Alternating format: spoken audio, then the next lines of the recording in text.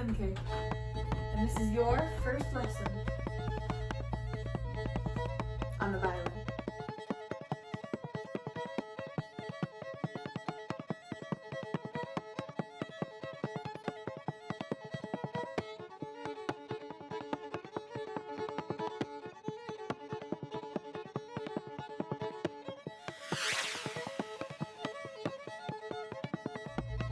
Now, I know you're excited to play this instrument, but before we get into it, we need to talk about a few things first.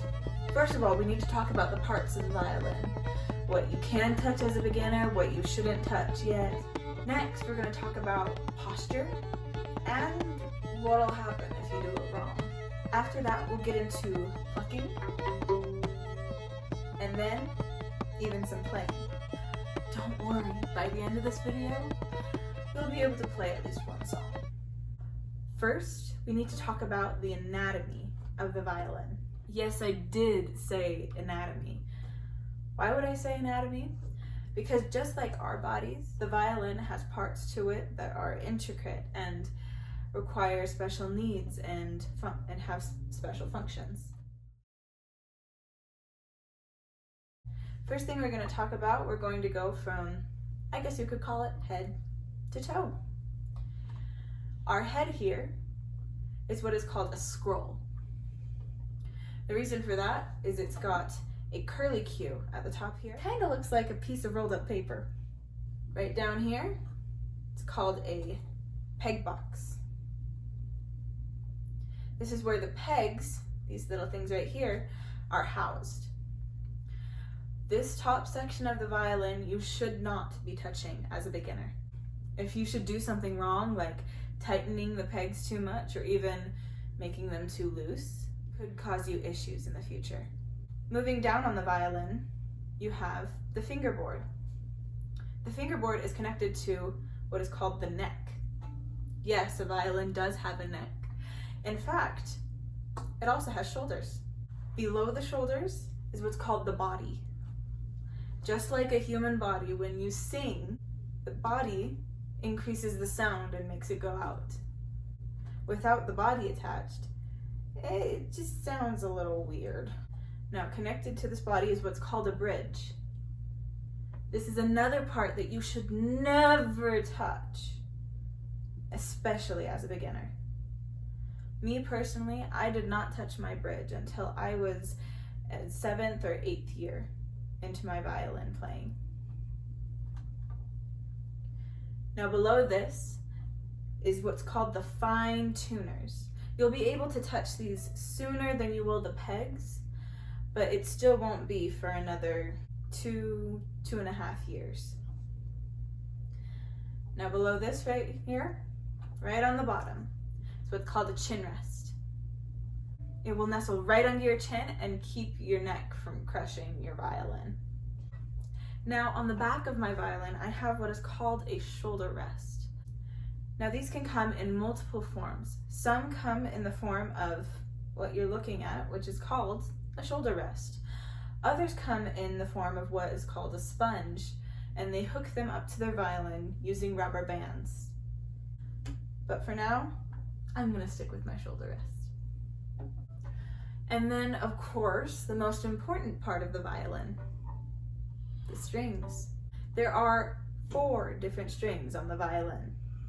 Our first one and our thinnest one is called the E string.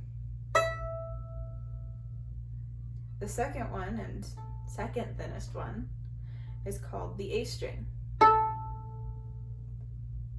Our third one and second thickest one is called the D string.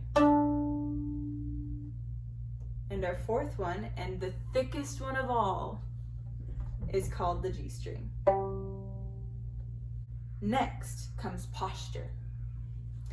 Now you might ask me, why on earth is posture important? It can't matter that much. Think again, my friend. As musicians, we play a lot. And when I say a lot, I mean a lot.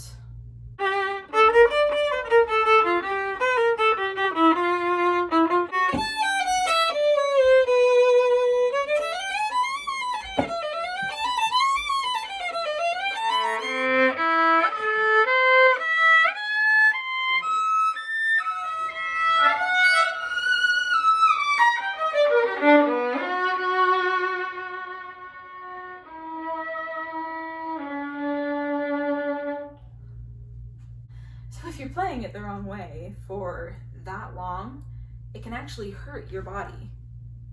It can do damage to your spine, to your shoulders, to your neck. It can even make your arms just hurt a whole lot. Let's start by standing straight as a soldier. Then we're going to put our feet out so they're about even with our hands on our sides. Then we're going to relax our shoulders, just let it all out. Once you've got these 3 simple steps down, we can start with our violin. Come on. There are 5 different starting positions for the violin. The first, rest position. It's held to your waist, underneath your right arm. You should be holding the side of the shoulder with your right hand, and your left hand should be rested on the shoulder. Second is first. First position, you hold your violin out in front of you.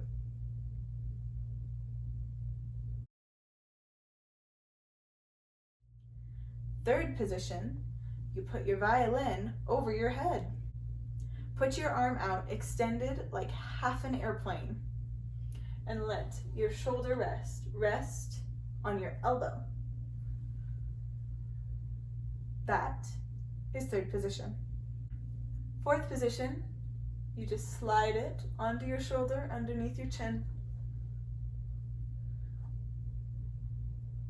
Now you're in position. Let's start learning how to play. Before we get to playing, I need to show you the finger numbers.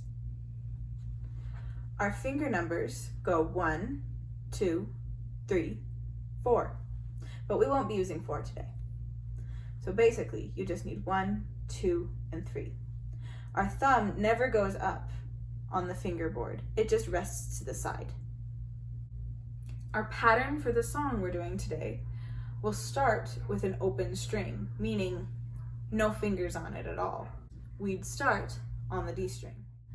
The pattern is D, D, A,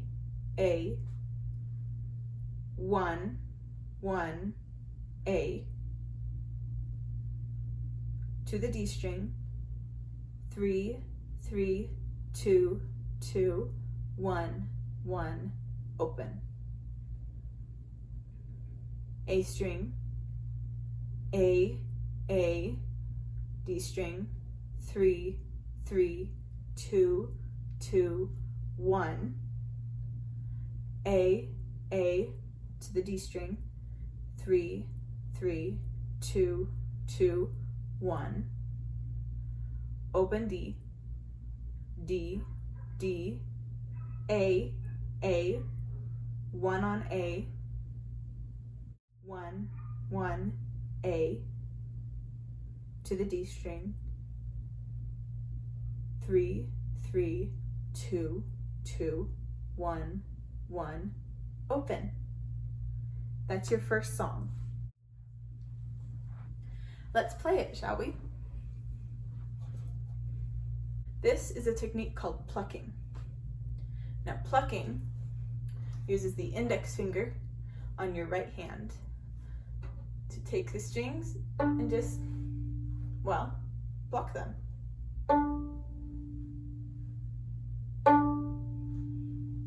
Just to show you how to use the left hand on your fingerboard, your thumb isn't really used for anything, so it's just hanging out there, it's playing peekaboo. But because he's holding onto the neck, we don't want to strangle our violin, so we make sure to leave a little peekaboo spot. The placements for our fingers are first, second, third, and we won't use fourth today. And the same goes for the A string. Good job. Start on the D string. D, D, A, 1, 1, A,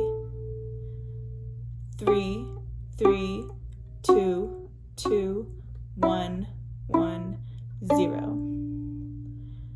A, 3, 3, 2, 2, 1. A, 3, 3, 2, 2, 1. D,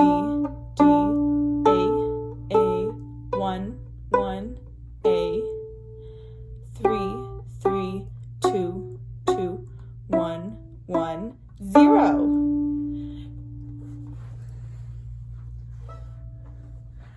Great job! You just finished playing your first song on the violin.